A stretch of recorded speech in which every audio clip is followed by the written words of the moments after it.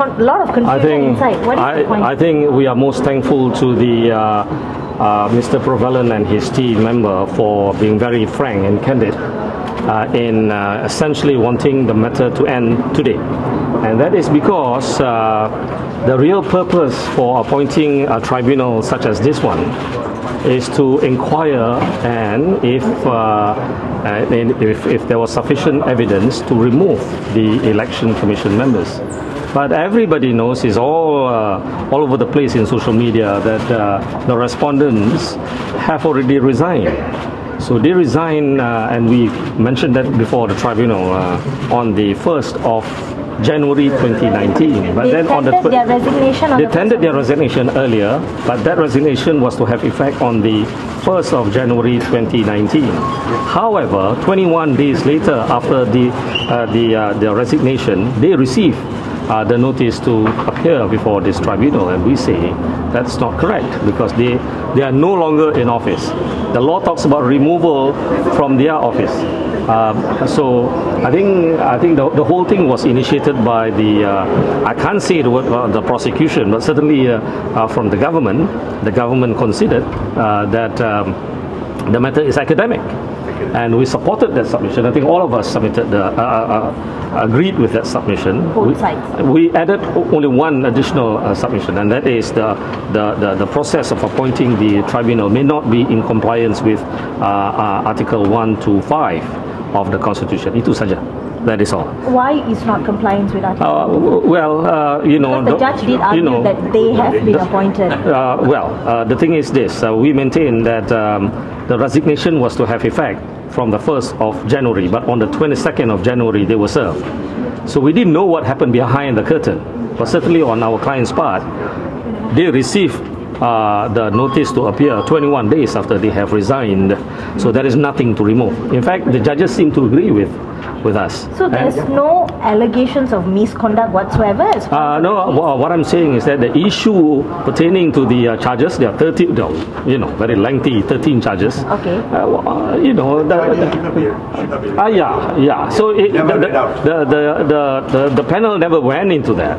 So today, I think it's just a preliminary thing. I think we welcome the position taken by the Mr. Purvalan. I like to use the word the government rather, and his team, and we supported that.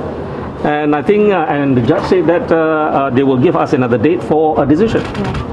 Does that mean this case is like this whole tribunal is over, or this is just on this point alone? I can't speak on behalf of the panel, obviously, because they say that they need time to consider the submission of counsel and also Mr. Purvalan's team members. No, Dato', I mean the submission that was made today was purely on the removal and the legitimacy of this. Yeah, whether the proceeding is academic. Yeah, but there are also, you say there are 13 other this one. So this is just this is like, we can say it's just round one. There are others. Well, if the panel found that the academic argument is correct, there was no necessity for them to proceed with any others. Yeah.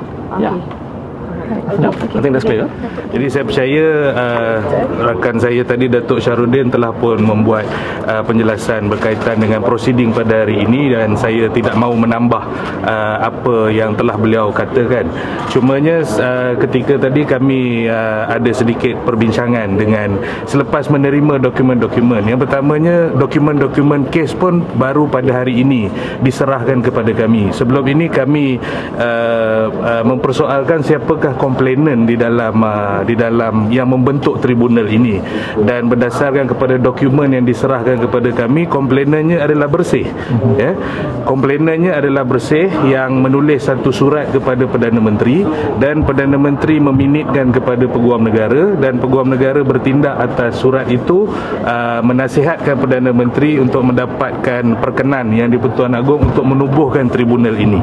Okey, argumen kami adalah bersih. Tribunal ini ditubuhkan semata-mata 100% base kepada bersih punya komplain.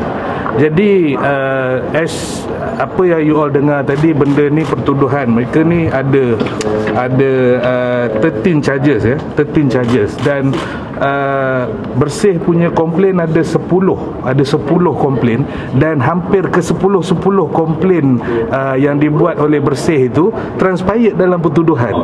Maksud dia komplain punya komplain daripada Bersih itu dalam bahasa Melayu being translated into English and being translated into 13 charges against our client. So kalau dikatakan bahawa macam tadi pun you all dengar bagaimana panel mempersoalkan how come you know mereka ni dah lost public confidence ke apa benda semua, based on what? Jawapan kepada itu adalah they are 100% depends on the letter, one piece of letter written by Bersih. So itu yang pertama. Kemudian yang pada hari ini pun, as you can see, all people are in blunder. Kan, all people are in blunder, di mana kita mempersoalkan bagaimana kami ingin mempersoalkan juga mungkin selepas ini bagaimana boleh Peguam Negara menasihatkan Perdana Menteri dan bagaimana boleh Perdana Menteri menasihatkan pula Yang di-Pertuan Agong pada tarikh-tarikh dalam keadaan kesemua anggota panel telah meletakkan jawatan. Ya, betul, dia punya effective date peletakan jawatannya 1 Januari, but most of them sekitar November dia dah tender resignation letter. Maksudnya sekitar 23 November tu AG dah dalam pengetahuan dia mereka ni semua akan meletakkan jawatan berkuat kuasa 1 hari bulan Januari. So why in November they make that representation again to the Yang di-Pertuan Agong? Ini pada saya merasakan bahawa Yang di-Pertuan Agong has been misrepresented by the Attorney General. Even our Prime Minister telah diberikan maklumat yang salah oleh Peguam Negara untuk menubuhkan tribunal ini, dan kesannya menimbulkan kesipuan lah, belanda kepada kesemua pihak di dalam tindakan pada hari ini. Jadi pihak peguam, kami pun sebenarnya sedang mendapatkan beberapa instruction lagi daripada anak guam kami, dan selepas daripada proceeding ini kami akan kami sedang final stage untuk mungkin kami akan memfailkan beberapa civil suit lain pula selepas ini, kesan daripada kesalahan salah laku yang telah dilakukan oleh Peguam Negara. Yang melakukan salah laku sekarang ni adalah Peguam Negara, not this ahli Suruhanjaya Pilihan Raya. So when you say the salah laku is you feel that the Peguam Negara misled the Yeah, misled. They misled. Yeah.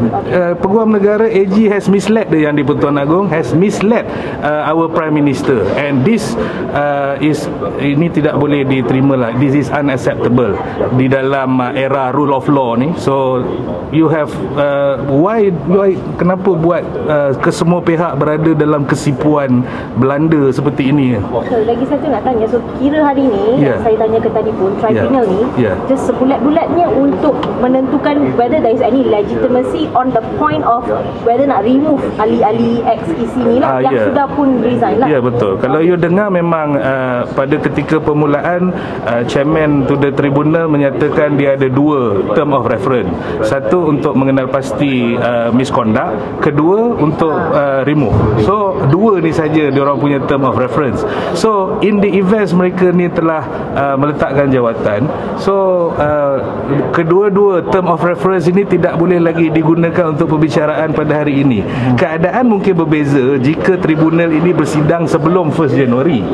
Kalau tribunal ini bersidang sebelum 1 Januari mungkin masih boleh lagi lah. Tetapi disebabkan mereka telah meletakkan jawatan, orang yang telah meletakkan jawatan tidak boleh dipecat. Dia common sense, on your point yang saya cakap tadi, bila dah letak jawatan kira 2 point pun tak boleh play dengan dia. Betul.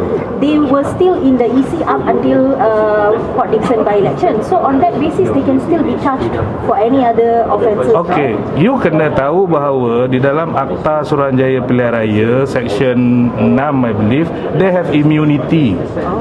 They have immunity. All the members of panel dalam ahli Suruhanjaya Pilihan Raya, mereka ada immunity, dan immunity ini was governed by section 6 I believe di dalam Akta Pilihan Raya, Akta Suruhanjaya Pilihan Raya.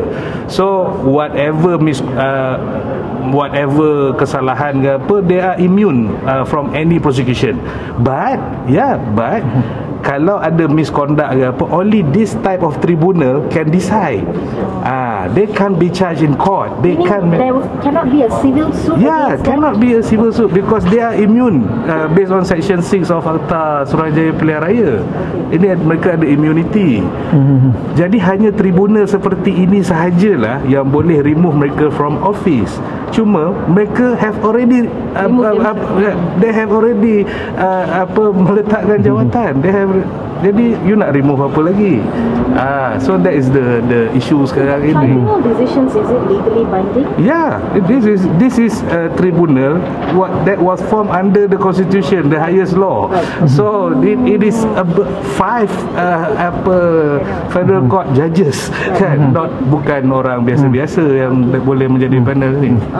Jadi tuan, sebab diorang semua dah letak jawatan dah sebelum tu. So yang untuk kena lepasi misconduct tu dah tak terpakai. Dah tak terpakai lah. Dah tak terpakai. That's why. Tak terpakai because cannot sue them in the civil court and because they have immunity. No. Isu immunity tak ada kena-mengena di sini. Isu immunity ni isu lain. Tadi you cakap kalau misconduct itu mereka buat masa sebelum mereka meletak jawatan ke apa semua. So I am answering to that. Jika sebelum 1 hari bulan Januari, jika pun ada salah laku ke apa civil ke defamation ke apa benda, you can take actions against them based on the immunity that was given to them under Section 6 of the Akta SPR. Mereka ada immunity. Tetapi hanya penubuhan tribunal seperti ini sahaja, ya. Hanya penubuhan tribunal seperti ini sahaja yang dibolehkan. But the penubuhan tribunal pun hanya ada one purpose, untuk sack dia orang. Untuk terminate mereka, kan. Tapi macam mana kita nak terminate dalam keadaan mereka dah resign? That's the point. But all this, to me, again and again, this is a blunder. To me, this is a total blunder from the AG department. It shouldn't be happen at the first place. Belanja wang telah maksud dia sekarang ni, kalau you dengar pun tadi, berapa banyak perbelanjaan telah pun diperuntukkan untuk set up this tribunal perbelanjaan, the panel dan menetapkan proceeding ini dan sebagainya, kan. So semua ini adalah satu pembaziran, and maybe we will make AG accounted for untuk kesemua kos pada hari ini. That's why you seriously planning to sue the Yes. We are planning, but not confirmed. But as you know me, I will do it. Okay, alright. Thank you, sir. Yeah. Okay, si Lehman semua dah resign. Yeah. Tribunal ni boleh tak akan benda-benda tu kan tak ada salah laku ketika misconduct keputusan raya walaupun dia sudah resign. Okey, saya tak boleh mendahului keputusan tribunal lah. Tetapi tadi yang saya boleh cakap adalah AG sendiri dah kata benda ni semua akademik. So bila akademik ni maksudnya cannot proceed apa-apa lah. So tak apa, there is no issue this tribunal akan go through the ni, tak ada. Sebab the first hurdle tu lagi dah tak ada. So bila you dah tak ada jurisdiction, apa lagi you nak cakap, kan? Nothing more to say lah. So 100% pasti memang tak ada. Ya. So proceeding tribunal pada hari ini adalah sangat memalukan Jabatan Peguam Negara dan sangat memalukan rule of law. Ini adalah hari black Monday for rule of law. Letak tu sebagai you punya headline. Sorry, just the last one. Saya nak pastikan saja so will be more clear. You say this is the only avenue where they can be tried lah, the DC members, because of immunity and all, and here is where they can be tried. But if lah, kata dalam situation di mana allegations of misconduct tu dah dipersetujui and proven, what is how does there is no issue of proven or whatsoever. Dia tak dibincangkan pun, tak boleh dibincangkan pun. Faham tak? Sebab term of reference panel ini hanya ada dua. Satu to determine the misconduct, to if there is misconduct, to suggest for removal. Dua je. So in the event that the panel is no longer relevant untuk menjalankan tu, mereka hanya boleh menyiasat misconduct dalam keadaan mereka masih memegang jawatan. Tetapi sekarang ni mereka telah tidak lagi memegang jawatan. You have no jurisdiction against them. This panel have no jurisdiction against all the 6 respondents. That's it. So there is no issue of misconduct. Misconduct tu sekarang ni hanya satu satu anggapan sajalah based on pada aduan yang dibuat oleh Bersih, kan? Aduan yang dibuat oleh Bersih, dan benda tu diterjemahkan dalam bentuk 13 pertuduhan. Dan satu lagi yang you kena ingat, yang I am seriously look into this, sekarang ini disebabkan oleh government, AG sendiri sedang mempersoalkan sebab semua misconduct tu, kalaulah betul pun ada misconduct, bermaksud the whole pengurusan perjalanan PRU 14 adalah boleh menjadi tidak sah dan terbatal. So we may have the next the new government, the new election dalam sikit masa lagi, believe me. So you membuka the floodgate, so I am happy to go inside it deeper and deeper. So we will have a fresh election. I'm looking into it.